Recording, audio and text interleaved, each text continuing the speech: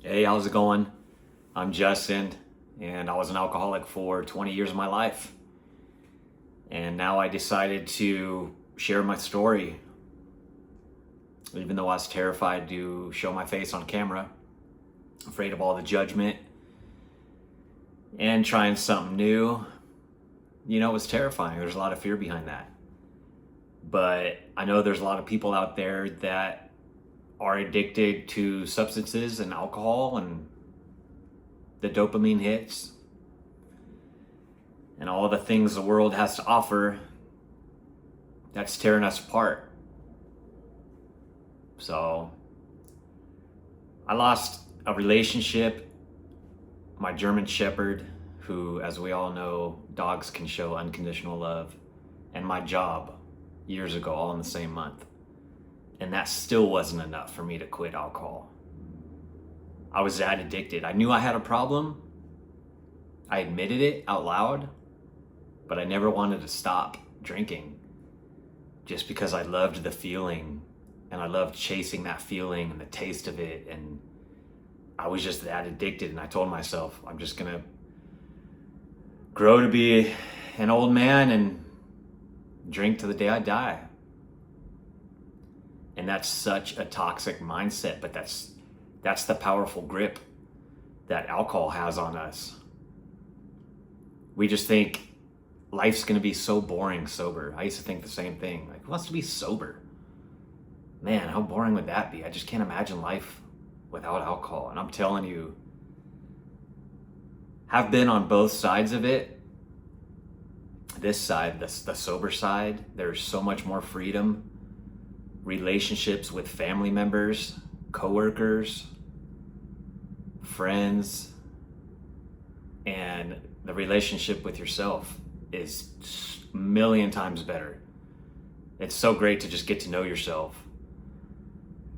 For me, I mean, we kind of have to have that hard conviction, that decision to be like, all right, this is it. Like, I want sobriety. Like, I'm done with alcohol. And a lot of the times, unfortunately, it takes hitting rock bottom, which I thought I did when I lost the relationship, the dog, and the job. I had a mortgage and bills, and I was pretty terrifying, and that still wasn't enough. So for me, years down the road, I ended up living with my sister, and I was renting a room out in a cul-de-sac of neighbors that were it was pretty much like Keeping Up with the Joneses. If you don't know what that is, it's a movie where the neighbors just try to outdo each other and try to keep up.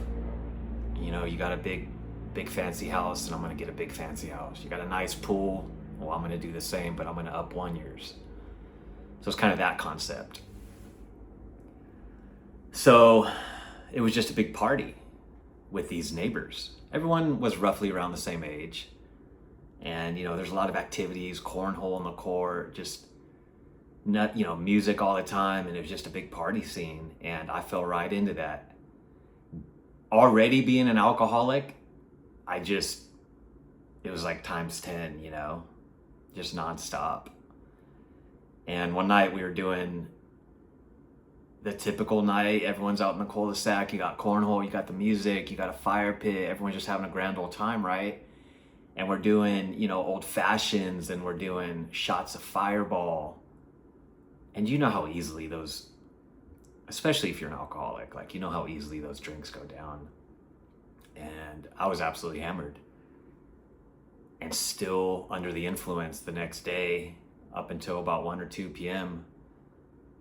And it was just like, this is absolutely ridiculous to live like this.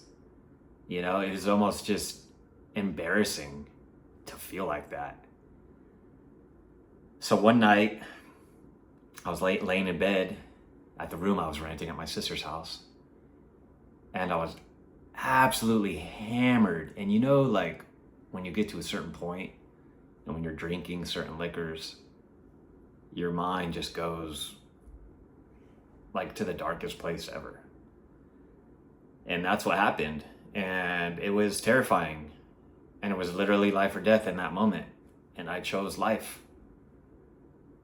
And for me, what kept replaying in my head was, you got to do it on your own. Like, no one's here to save you.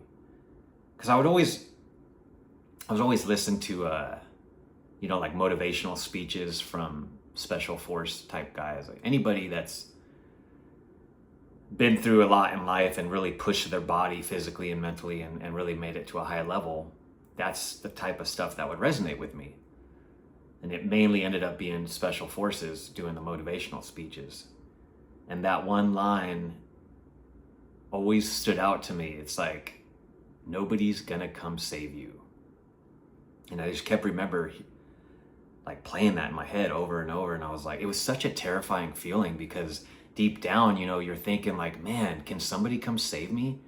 Can a family member just put me into rehab? Can I just be seen? It's like I just wasn't seen, or my voice wasn't heard. And it was just so scary being in that room. I do that a lot. Like I say, like I'm trying to say one word, but I'm thinking of a different word. So I mix them together. Oh man, it's a part of being terrified to get on camera doing things like that. But that's just what it is, right? It's just reality. This is who I am, and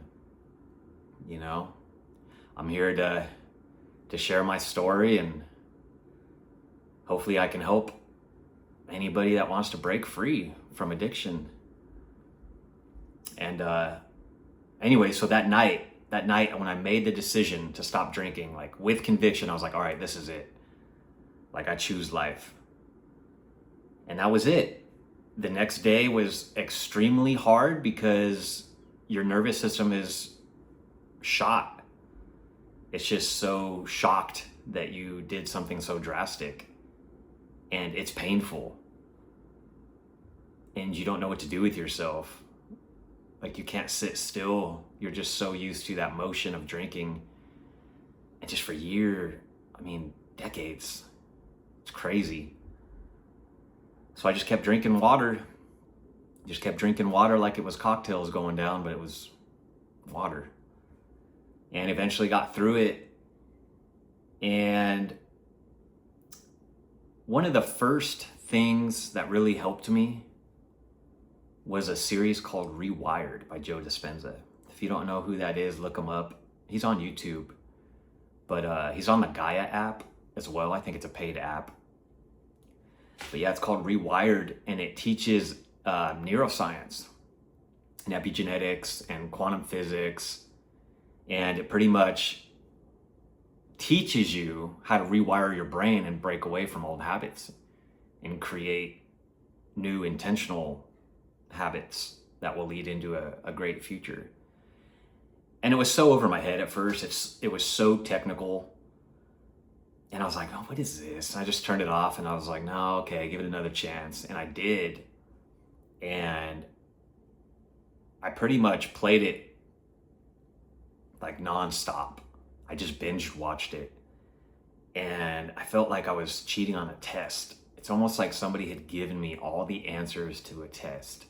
And I was like, damn, I shouldn't have this information. Like, this is crazy. But it was actual studied information from Joe Dispenza, who's a highly intelligent man. And man, it was life-changing. It really was. Really teaches you how to change your thoughts. And because if you're anything like me, and you have a analytical mind, and you're a deep thinker, it's painful. Like, it gives you a headache to just constantly analyze everything and have all these questions. It's just like overload in your brain.